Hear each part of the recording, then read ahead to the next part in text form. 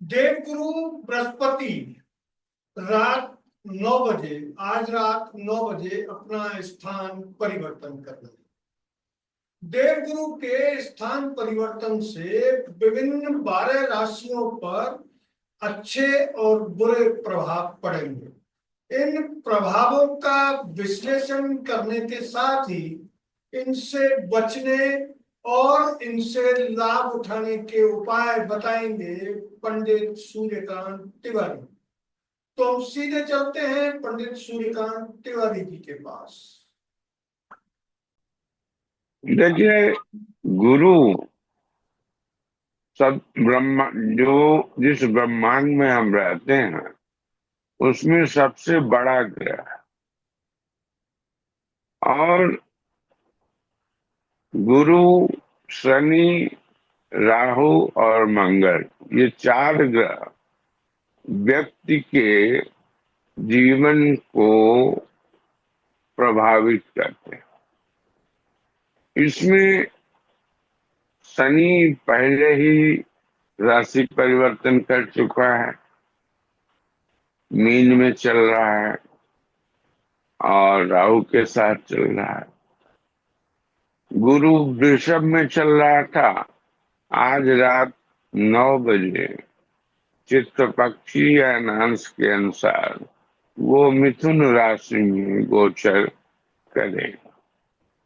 और मिथुन राशि में यह गोचर 3 अक्टूबर 2025 तक चलेगा। इसके बाद वो 25/12 तक, 3 अक्टूबर के बाद यानी 4 अक्टूबर से 25/12 तक कर्क राशि में चले। फिर 26/12 से लेकर 14 मई 2026 तक मिथुन राशि में। आज से गुरु की 8 वर्षीय अतिगामी गोचर शुरू हुआ है। अतिगामी गोचर बहुत ही महत्वपूर्ण माना गया है भारतीय वैदिक ज्योतिष में। इसमें पूरे ब्रह्मांड में बड़ी बड़ी घटनाएं होती हैं। सबसे पहले हम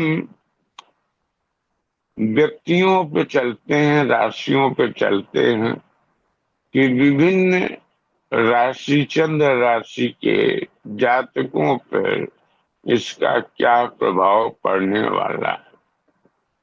तो जो जेमिनाई में यानी मिथुन राशि में गोचर होगा उसको 3/10 तक लीजिए। इसके बाद फिर 25/12 के बाद लीजिए। बीच में हम दूसरा वीडियो अपलोड करेंगे। जब बृहस्पति अतिगामी होकर कर्क में जाएगा, फिर वक्री होकर फिर मिथुन में आएगा, उसका अलग वीडियो हम लोग अपलोड करेंगे। सबसे पहले चलते हैं मेष राशि। मेष राशि एरीज अंग्रेजी में कहते हैं। तो अभी तो वृषभ राशि उनके दूसरे भाव से चल रहा था, बहुत अच्छा फल दे रहा। लेकिन आज रात 9 बजे के बाद मेष राशि वालों के लिए गुरु प्रतिकूल हो जाएगा। गुरु का गोचर मेष राशि से तीसरे भाव में होगा, जिससे इन जातकों को अनचाहा स्थान परिवर्तन का सामना करना पड़ सकता है। जो नौकरी पेशा है उनके लिए कार्य क्षेत्र में परेशानियां आएंगी। नौकरी या व्यवसाय में बड़े निर्णय लेने से पहले इन जातकों को काफी सावधानी बरतनी चाहिए। गुरु की दृष्टि मेष जातकों के लिए सप्तम, नवम और एकादश पर पड़ेगा। कहा जाता है कि शनि का अ, स्थान और गुरु की दृष्टि ये बड़ी महत्वपूर्ण होती है। तो जो दृष्टि इनके सप्तम, नवम और एकादश भाव में पड़ेगा, वो उससे धर्म कर्म के प्रति इनकी रुझान बढ़ेगी। महिलाओं के लिए विशेष आ, कहिए कि प्रिकॉशनरी मेजर की जरूरत है। उनको थायराइड संबंधी परेशानियों से गुजरना पड़ सकता है। हाँ, भाई बहन के साथ संबंध अच्छे हैं। अब हम दूसरी राशि वृषभ यानी टारस पे आते हैं। टारस के लिए गुरु अब द्वितीय स्थान में आ गया। ऐसे लोगों को पैतृक संपत्ति से जुड़े मामलों को लेकर काफी भाग्यशाली घटनाएं घटित होंगी। नौकरी पेशा लोगों के वेतन में अचानक वृद्धि हो, आर्थिक स्थिति अच्छी होगी, चाहे वो नौकरी पेशा है या व्यवसाय में लगे हुए हैं या खेती किसानी में लगे हैं। अचानक धन लाभ होने से मन प्रसन्न होगा। परिवार में थोड़ा कुछ परेशानियां हो सकती हैं। कानूनी मामलों में इनको थोड़ी सी लापरवाही से बचना चाहिए, अन्यथा अपने को ये बड़ी परेशानी में डाल सकते हैं। ससुराल पक्ष के साथ संबंध इनके मजबूत रहेंगे।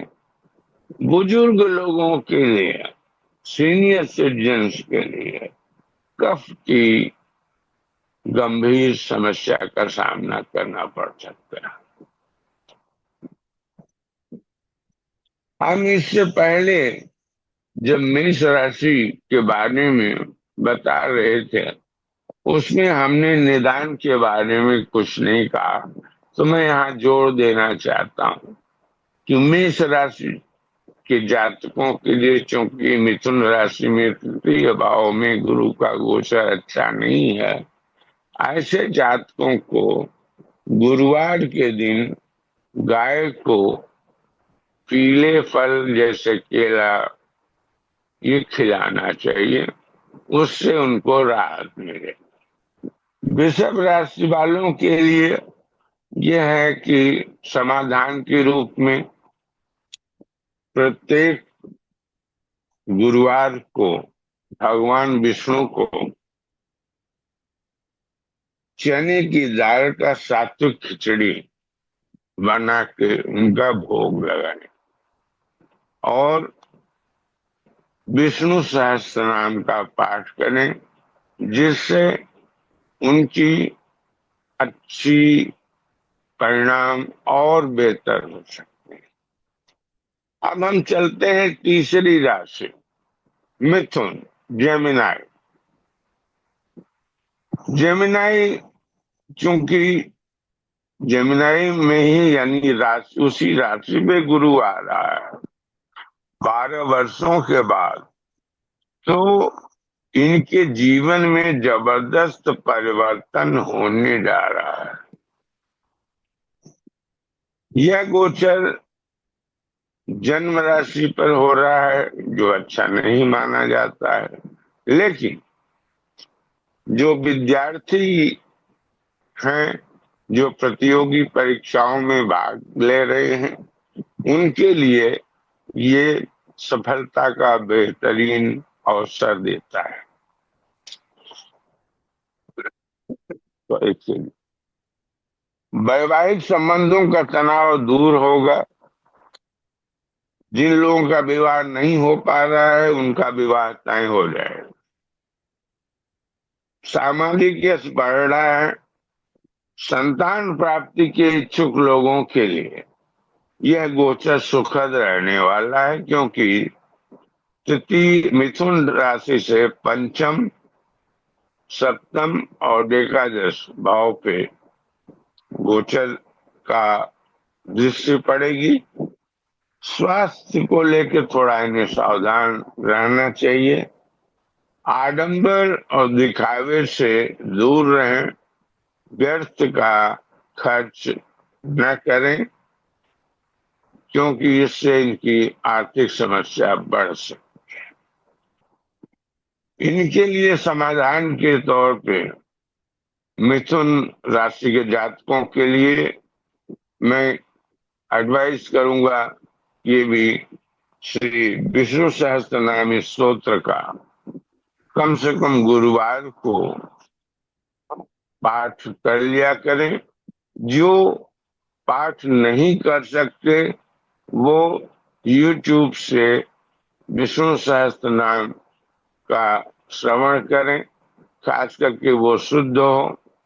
तो इसमें मैं शुभु लक्ष्मी MS शुभु लक्ष्मी का गया हुआ जो स्तोत्र है उसे रिकमेंड करता हूँ, बहुत शुद्धता है उसमें।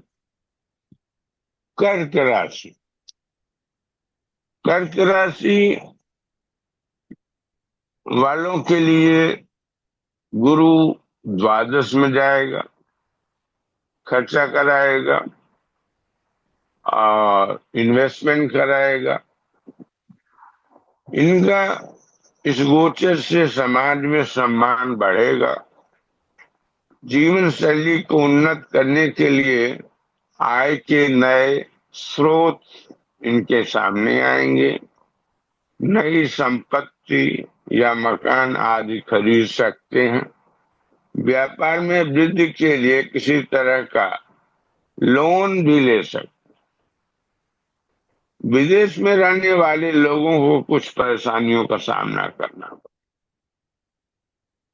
मोटेपन और लीवर के रोगियों को सचेत करता हूं कि उनको खान पान पर विशेष ध्यान देना चाहिए, अन्यथा उनको लीवर की समस्या हो सकती है। प्रबंधन क्षेत्र से जुड़े लोगों के लिए गोचर, जो लोग मैनेजमेंट में हैं उनके लिए ये गोचर बहुत अच्छा है। जो नकारात्मक चीजें हैं उनसे छुटकारा पाने के लिए ये मेरा सुझाव है कि गुरुवार को भगवान विष्णु को पीले चने की दाल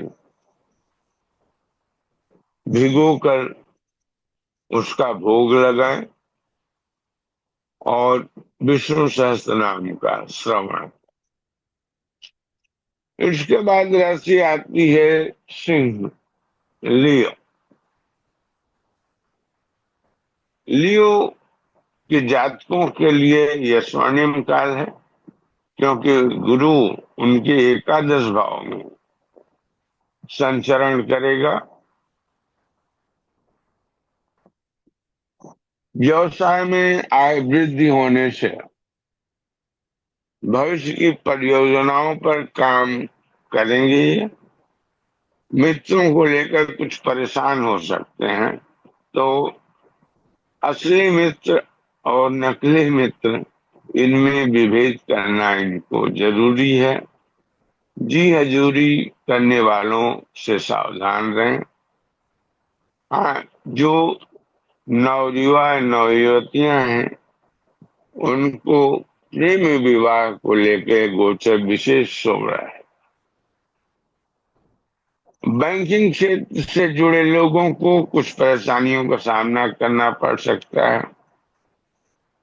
साझेदारी वाले व्यवसाय में विवाद बढ़ने की आशंका। नए प्रकल्पों, नए परियोजनाओं का शुभारंभ कर सकते हैं। इनके लिए उपाय है गुरुवार को पीपल के वृक्ष पर, पीपल के जड़ पे यानी जल अर्पित करें सुबह स्नानोपरांत। अगर प्रतिदिन न कर सकें तो गुरुवार को जरूर करें। अगर जो लोग अपार्टमेंट्स में रहते हैं, पीपल आसपास नहीं है, तो गमले में पीपल का पौधा लगा लें। और रोज हो सके तो अच्छा है वो ताम्र पात्र के में शुद्ध जल पीपल को समर्पित करें। इसके बाद राशि आती है कन्या, वीरगो। कन्या राशि वालों के लिए 10वें भाव में गुरु गोचर हो रहा है, और कन्या राशि वालों के लिए 10वें भाव में गुरु गोचर कर रहा है। तो शास्त्रों में लिखा हुआ है कि जब भी किसी राशि से 10वें भाव में गुरु गोचर करता है तो लिक्विडिटी यानी कैश की कमी महसूस होती है, चाहे वो राजा हो या रंग, चाहे वो अदानी साहब हो या बिरला जी हो या अंबानी हो, उनको भी कैश की क्रंच पड़ सकता है अगर विर्गो यानी कन्या उनकी राशि है। या जब भी उनकी राशि से 10वें चंद गुरु जाएगा तो लिक्विडिटी क्रंच करें। अन्य जो समाज के लोग हैं, छात्रों के लिए करियर के उत्तम विकल्प मिल सकते हैं। किसी बड़े जॉब इंटरव्यू आदमी उत्तम सफलता मिलने का योग है। व्यवसाय को बढ़ाने के लिए कुछ निवेशकों से जुड़ सकते हैं जो भविष्य में इनके लिए बड़े लाभदायक सिद्ध होंगे। ऊर्जावान महसूस करेंगे अपने आप को, लेकिन अति आत्मविश्वास के कारण कुछ जगहों पर फंस सकते हैं, इसलिए अति आत्मविश्वास से बचें। परिवार के लोगों के बीच आपसी प्रेम भाव रहेगा।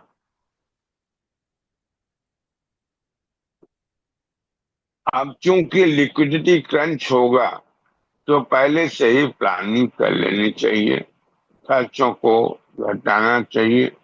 लिक्विडिटी यानी एसेट्स तो आपके पास बहुत हो सकते हैं, लेकिन वो कैश में कन्वर्ट करना भारी होगा। इसलिए इन लोगों को, विर्गो के जातकों को, कन्या राशि के जातकों को कैश की व्यवस्था सुचारू रूप से रखनी चाहिए। नेक्स्ट राशि आती है तुला, लिब्रा। तुला राशि से 9वें भाव में गुरु गोचर करेगा। 9वां भाव धर्म भाव है, तो और 9वां भाव धर्म भाव होने के साथ साथ अचानक प्रोविडेंशियल हेल्प, ईश्वरीय मदद का भी कारक है। ऐसे लोगों की धर्म कर्म में रुचि बढ़ेगी। यद्यपि तुला राशि के लोग बहुत लॉजिकल होते हैं, पैतृक संपत्ति से इनको बहुत धन लाभ होने की संभावना है। जो लोग रियल एस्टेट से जुड़े हैं उनको बहुत फायदा होगा। संतान के प्रति कुछ परेशानी की संभावना है। विदेश में बसने के योग भी बन रहे हैं जो लोग विदेश में बसना चाहते हैं। पुरुष जातकों को सेहत से जुड़ी कुछ परेशानियों का सामना करना पड़ सकता है, इसलिए उन्हें अपने खान पान पर विशेष ध्यान रखना चाहिए। इनके लिए एक नकारात्मक बात यह है कि ससुराल पक्ष से विवाद हो सकता है, तो इसको अगर पहले से ही वो सचेत हो जाएंगे तो उनको दुख नहीं होगा। आध्यात्मिक साधनाओं की ओर, जैसा मैंने शुरू में कहा, इनकी प्रवृत्ति बढ़ेगी।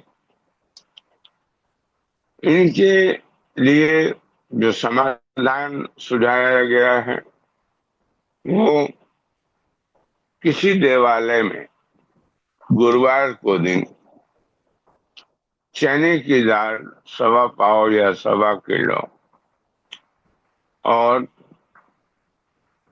हरी सब्जियों का या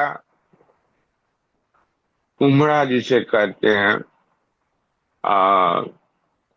उसका दान कर सकते हैं। उससे इनको गुरुवार के दिन आ, तो इससे इनको लाभ होगा। नेक्स्ट राशि आती है वृश्चिक। वृश्चिक राशि वालों के लिए गुरु अष्टम में रहेगा। उसकी दृष्टि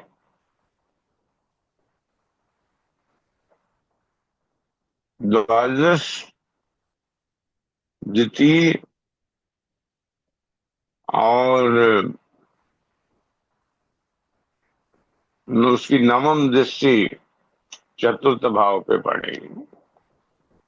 तो इनके लिए यद्यपि अष्टम भाव में है, द्वितीय भाव और पंचम भाव का स्वामी होकर अष्टम भाव में है, तो संतान को लेकर के थोड़ी परेशानी होगी। ये भी संभव है कि ये माता पिता वृद्ध हैं तो उनका साथ छूट सकता है। पैतृक संपत्ति से इसलिए इनको बहुत लाभ होगा।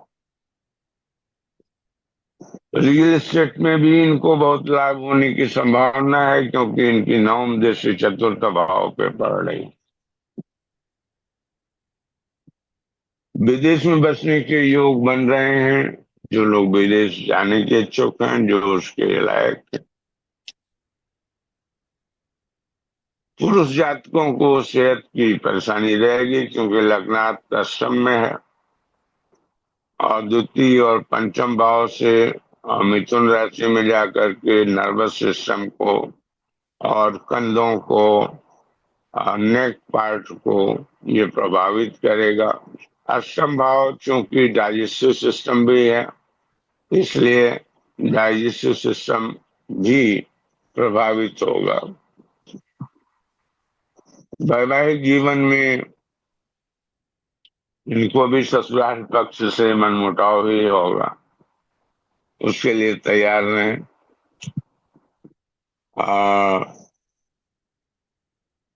उपाय के लिए इनको कहा जा सकता है कि ये शिव सहस्त्र नाम का पाठ करें, खास करके बुधवार गुरुवार के शिव सहस्त्र नाम, विष्णु सहस्त्र नाम के बजाय इनको शिव सहस्त्र नाम का पाठ करना चाहिए। धनु राशि सजिटेरियस, इनके लिए मिथुन राशि सप्तम पढ़ती है, वहां से दृष्टि तृतीय पंचम भाव यानी एकादश भाव पे, लग्न पे और तृतीय भाव पड़ेगा।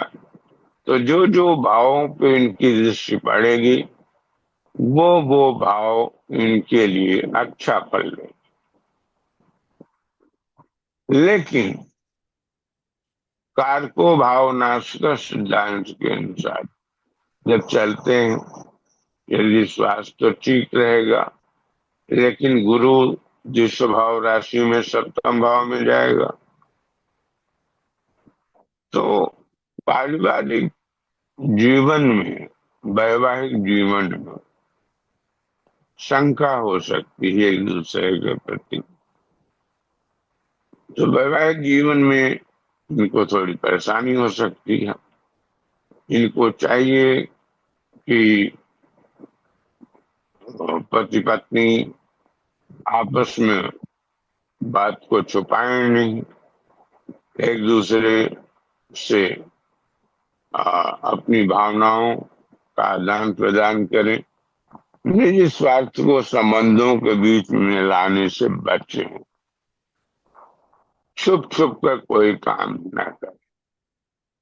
जीवन साथी के साथ बोलचाल में सभ्य भाषा का प्रयोग करें। गुरु की दृष्टि जन्म राशि पर पड़ने के कारण काफी महत्वपूर्ण निर्णय लेंगे ये लोग, और बड़ी चतुराई से उस निर्णय को क्रियान्वित कर लेंगे। जो उच्च पदों पर बैठे हैं उनको थोड़ा उच्चाधिकारियों से अनबन जैसी स्थितियों का सामना करना पड़ सकता है। साहित्य और राजनीति से जुड़े लोगों के लिए गोचर बहुत शुभ है। उपाय के तौर पर इनको नारायण कवच का पाठ करने की संस्तुति की जाती है। अगली राशि है मकर, कैप्रिकॉर्न। कैप्रिकॉर्न से मिथुन राशि छठे भाव में पड़े, तो छठा भाव भी गुरु का गोचर अच्छा नहीं था। उसकी दृष्टि दसम भाव पे पड़ेगी, उसकी दृष्टि द्वादश भाव पे पड़ेगी, उसकी दृष्टि द्वितीय भाव पे पड़ेगी। लेकिन ये एक अच्छी बात है कि विरोधियों के बीच इनकी लोकप्रियता बढ़ने की योग, लेकिन साथ में रोग भी। परिवार में वर्चस्व बढ़ेगा। जो लोग कर्जों में डूबे हैं उनको कर्ज अदायगी में ये समय बहुत सार्थक होने वाला है। व्यवसाय से जुड़े लोगों की जो योजनाएं रुकी हुई हैं वो फिर से शुरू कर सकते हैं। इनको, जैसा मैंने कहा कि छठे भाव रोग का भी कारक है, तो बीच बीच में इनको अपच, इंडाइजेशन और एसिडिटी का सामना करना पड़ सकता है। गरिष्ठ भोजन करने से बचें। जीवन साथी इनका इनकी भावनाओं का ख्याल रखेगा। राजनीति से जुड़े लोगों को अचानक कोई बड़ा पद, जो नकारात्मक चीजें हैं उनको कम करने, सकारात्मक चीजों को बढ़ाने के लिए इनको मस्तक पर गंगा जल और केसर मिलाकर लगाना चाहिए, उसका तिलक कर। अगली राशि आती है कुंभ, एक्वेरियस। कुंभ राशि से मिथुन पंचम भाव पड़ता है, जो कि बड़ा सुख भाव माना जाता है। इनकी, इन जातकों की कोई बड़ी इच्छा इस गोचर के दौरान पूरी हो सकती है। कार्य क्षेत्र में इनके उत्तरदायित्व बढ़ने की संभावना है। नौकरी की जो खोज कर रहे लोग हैं, यंग या जो लोग ऑलरेडी जॉब में हैं, प्राइवेट सेक्टर में दूसरे जॉब की तलाश में हैं, तो उनको अच्छे जॉब का ऑफर मिले। उच्च अधिकारी इनके प्रति अनुकूल रहेंगे। इनको धैर्य नहीं खोना, धैर्यवान होकर काम करना इनके लिए बड़ा हितकर होगा। सुख सुविधा इन संसाधनों में वृद्धि होगी। इन्वेस्टमेंट के लिए इनको सलाह दी जाती है। नई परियोजनाओं में निवेश करना लाभदायक रहेगा। इनको शेयर से भी काफी फायदा हो। इनके जो नकारात्मक बिंदु हैं उनको कम करने, सकारात्मक बिंदुओं को बढ़ाने के लिए हमारी सलाह है कि प्रत्येक शनिवार और गुरुवार को शिव जी के मंदिर जाकर घी का दीपक जलाएं। जो इनके आसपास शिव मंदिर नहीं है, अगर उनके घर में शिव जी शिवलिंग है तो उसके सामने शनिवार और गुरुवार को शाम को घी का दीपक जलाएं। आखिरी राशि है मीन। मीन राशि गुरु की अपनी राशि है।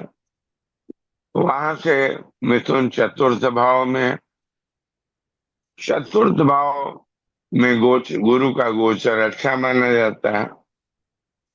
तो इनके लिए कार्य क्षेत्र में उच्च सफलता मिलने की, क्योंकि चतुर्थ भाव से गुरु का दृष्टि अष्टम भाव,